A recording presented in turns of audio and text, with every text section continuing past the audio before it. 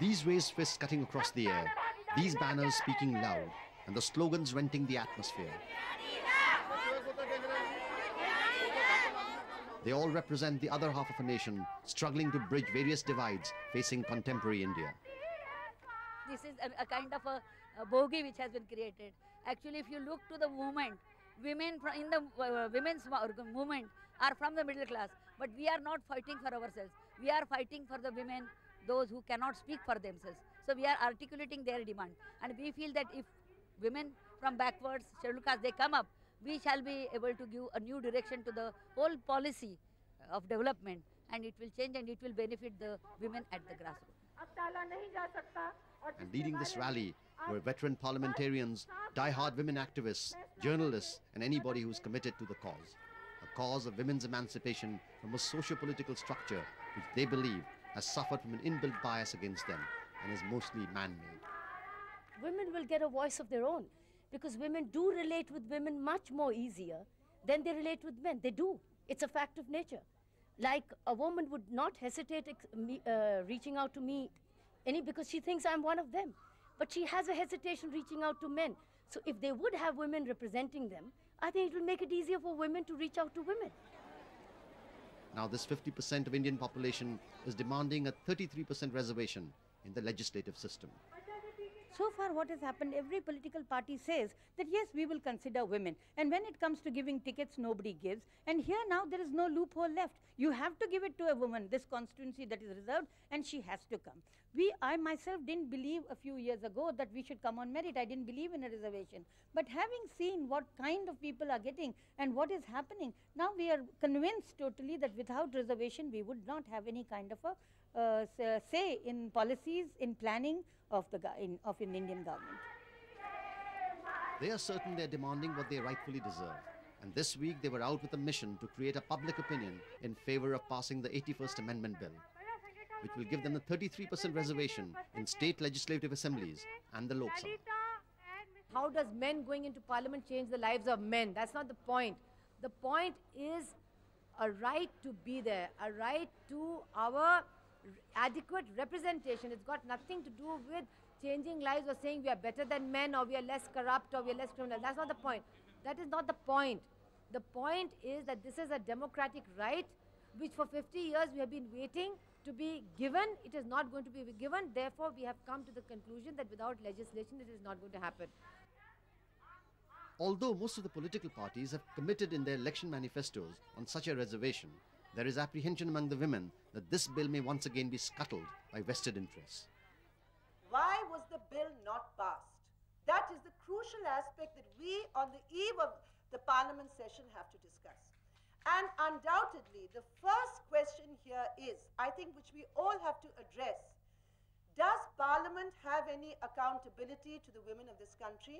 And not only women, all men and women who are interested in strengthening democracy.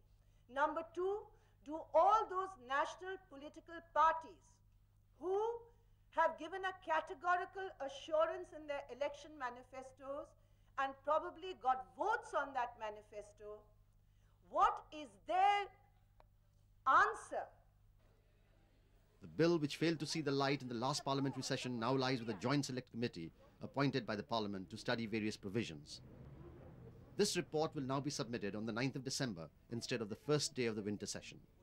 Many are doubtful that though the bill figures in the list of business, its passage is very much unlikely due to contradictory stands taken by various political leaders. The counter-arguments, though not so vocal, are critical of such a move and feel that instead of solving problems, the bill will create a new divide on the Indian society already grappling with the problems of centrifugal forces. This is an insidious form of political correctness. Therefore, you cannot say anything against reservation. You keep on increasing the quota year after year. You create new categories, fresh categories, additional categories. There are certain things in India which we believe should never be said.